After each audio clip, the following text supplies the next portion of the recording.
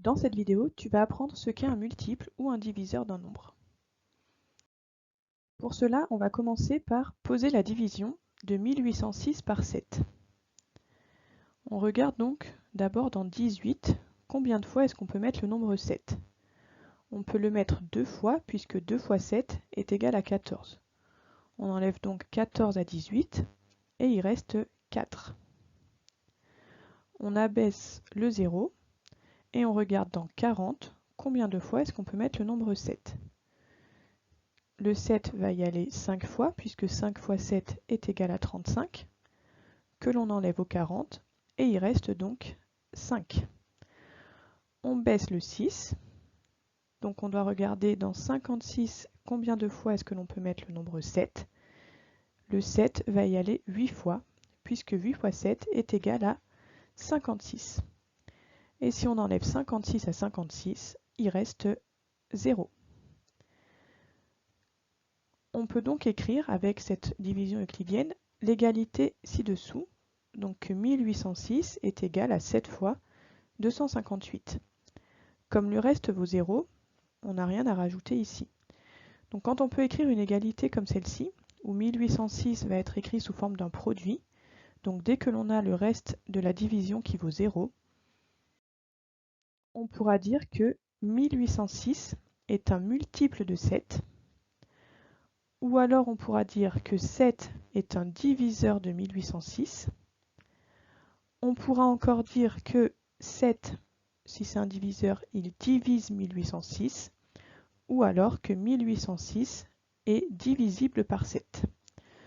Ce sont plein de façons de dire la même chose, de dire donc que 7 est un diviseur de 1806, ou que 1806 est un multiple de 7. Quand on écrit cette égalité, on peut aussi en déduire que 258 est aussi un diviseur de 1806. Si on veut par exemple trouver tous les multiples du nombre 8, ça va être en fait tous les nombres qui sont dans la table de 8. Donc des multiples de 8 sont par exemple 8, puisque 8 c'est 8 fois 1, 16, puisque 16 c'est 8 fois 2, 24, puisque 24 c'est 8 fois 3, et etc. On peut en trouver donc une infinité.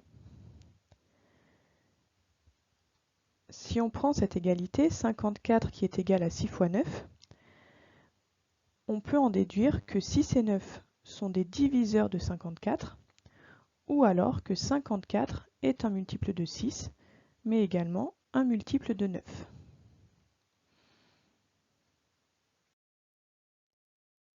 Si vous avez à déterminer si un nombre est un multiple ou un diviseur d'un autre, il va falloir, comme tout à l'heure, poser les divisions euclidiennes. Donc on va diviser 548 par 12. Je vous passe toutes les étapes, mais on arrive ici à un reste qui vaut 8. Comme le reste ici n'est pas égal à 0, 548 ne sera pas un multiple de 12. Pour savoir si 8 est un diviseur de 632, on divise 632 par 8. Donc pareil, je vous pose la division, on arrive à un reste qui vaut 0. Cette fois-ci, on pourra dire donc que 8 est un diviseur de 632. Tu sais maintenant donc comment reconnaître un multiple ou un diviseur d'un autre nombre.